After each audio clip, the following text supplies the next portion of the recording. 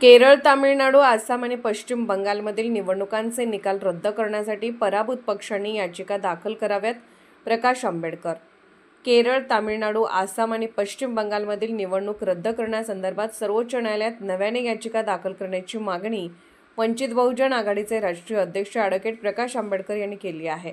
त्यांनी तृणमूल काँग्रेस आणि प्रमुख या पक्षांना निवडणूक निकालांना न्यायालयात आव्हान द्यावे असे म्हटले. ॲडव्होकेट प्रकाश आंबेडकर यांनी एडीआर विरुद्ध निवडणूक आयोग प्रकरणाचा संदर्भ देत बिहार, आसाम आणि पश्चिम बंगालमध्ये नागरिकत्वाच्या संशयावरून मतदारांची नावे मतदार यादीतून वगळण्यात आल्याचा आरोप केला आहे. पश्चिम बंगालमध्ये 90 लाखांहून अधिक मतदारांची नावे हटवण्यात आल्याचा दावा त्यांनी केला. नागरिकत्व निश्चित करण्याचा अधिकार हा गृह मंत्रालयाचा असून निवडणूक आयोगाचा नाही, असे सर्वोच्च न्यायालयानेही स्पष्ट केल्याचे आंबेडकर यांनी नमूद केले. त्यामुळे या 3 राज्यातील निवडणूक प्रक्रियेवर प्रश्नचिन्ह निर्माण झाले असून संबंधित पक्षांनी निवडणुका अमान्य ठरवण्याची मागणी करत नव्याने याचिका दाखल करावी असे आवाहन त्यांनी केले आहे. आधी बिहारमध्ये झालेल्या निवडणुकीसंदर्भात आपण एक ट्विट केलेलं आहे. तुमचं काय भूमिका आहे त्यामागची? माझी भूमिका काहीच नाहीये. सुप्रीम कोर्टाच्या निर्णयामध्ये पॅराग्राफ 170 की 171 आणि त्याच्यामध्ये 184 182H कन्क्लुजन जे आहे, या दोन्ही पॅराग्राफमध्ये सुप्रीम कोर्टाने असं म्हटलेलं आहे की इलेक्शन कमिशनला नागरिकत्व ठरवता येत नाही. हे सुप्रीम कोर्टाचं मत आहे. तर इथे चीफ जस्टिस ऑफ इंडियाने सुद्धा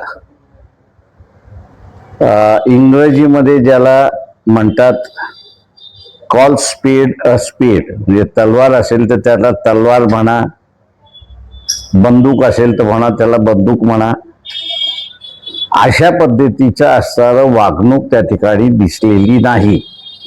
जजमेंटमध्ये म्हणतात की बाबा इलेक्शन कमिशनला नागरिकत्वाच्या संदर्भात अधिकार कुठेच दिलेला नाही. त्याच्यामुळे प्रश्न हा उभा असतो की हे नागरिकत्वाच्या नावाखाली इलेक्शन कमिशननी 90 लाख मतं आसाममध्ये, तेवढीच मतं असणारा पश्चिम बंगालमध्ये, बिहारमध्ये आणि तामिळनाडूमध्ये मतं घाळ केली किंवा काढली. काढण्याचा अधिकार नसताना सुद्धा काढली. त्यावेळेस राज्यघटनेप्रमाणे हे फ्री आणि फेअर इलेक्शन आहे का, हा प्रश्न त्या ठिकाणी उपस्थित राहतो. आणि म्हणून मी असं म्हणालो की काँग्रेस आसाममध्ये, TMC वेस्ट बेंगॉलमध्ये, DMK तामिळनाडूमध्ये, डावे केरळामध्ये,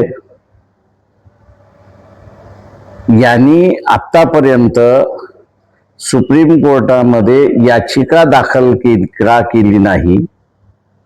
किंवा जर सुप्रीम कोर्ट असं म्हणतंय की हे वगळणं गैर आहे, अनकॉन्स्टिट्युशनल आहे, इलेक्शन कमिशनला अधिकार नाही, तर ह्या 4ही राज्याच्या निवडणुका रद्दाची रिट पिटिशन का दाखल केलेली नाही, हा मला तर प्रश्न त्या ठिकाणी उपस्थित राहतो. माझा सल्ला आहे या पक्षांच्या प्रमुखांना की आपण असणारं सुप्रीम कोर्टामध्ये ह्या निवडणुका रद्द करणारी याचिका दाखल करण्यात यावी.